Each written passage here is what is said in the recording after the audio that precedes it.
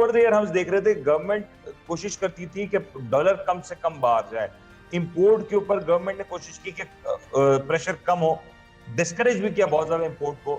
اب ایسا لگتا ہے گورنمنٹ نے اپنی پالیسی کو مکمل شفٹ کر دیا, اور اب ایسا محسوس ہو رہا ہے کہ امپورٹ کے لیے گورنمنٹ رستہ کھولنے جا رہی ہے. اگر یہ رستہ کھل جاتا ہے تو اس کے اوپر روپی کے اوپر کتنا بڑا پریشر, ڈالر کتنا اس پر افیکٹ کرے گا.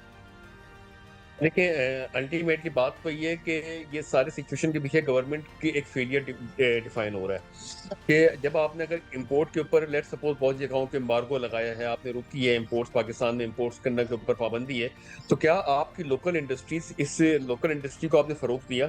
دیکھیے کانسیکوینشل امپیکٹ ہوتا ہے اکانومی کے اندر. آپ کبھی بھی ایسے بات نہیں کر رہے ہوتے کہ ایک چیز کا کیا سنگولر امپیکٹ ہے.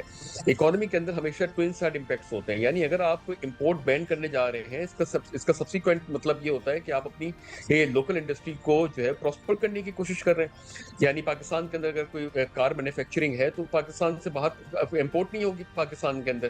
تو اگر آپ امپورٹ بین کر رہے ہیں اور پاکستان کے اندر اس بزنس کو فروغ دینے کے بجائے اس بزنس کو مزید ٹیکس کر رہے ہیں, تو اس سے تو یہ اندیہ ہوتا ہے نا کہ ابھی آپ نے 6 مہینے 7 مہینے کے لیے آپ نے امپورٹ روک دی, مگر الٹیمیٹلی جب آپ 6-7 مہینے کے بعد اس امپورٹ کو کھولیں گے تو پاکستان کے اندر ایک بہت بڑی ڈیمانڈ کریٹڈ ہوگی, جس کی وجہ سے آپ کی کرنسی اپریسیشن ہے, کرنسی آپ کی ڈیپریشیٹ ہوگی.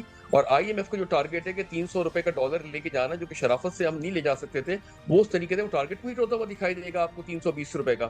تو یہ اگر ہم گریجولی اس کو رکھ رہے ہوتے اور انڈسٹری کو فروغ دے رہے ہوتے تو پھر تو ہماری چیزیں بہت بہتر ہوتی.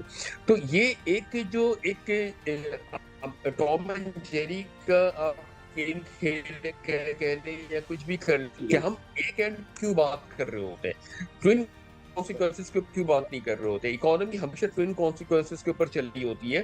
لیٹ سپوز کہ میں نے تنخواہ دار طبقے کو اگر ٹیکس نیٹ کے اندر سے تھوڑا سا اس کو ریلیف دیا, تو دوسرے اینڈ کے اوپر سے کنزمپشن انکریز ہونی چاہیے مارکیٹ کے اندر. آبویسلی اس کے پاس سرکولیشن آف ویلتھ زیادہ ہوگی ٹیکس کم دینے کی وجہ سے.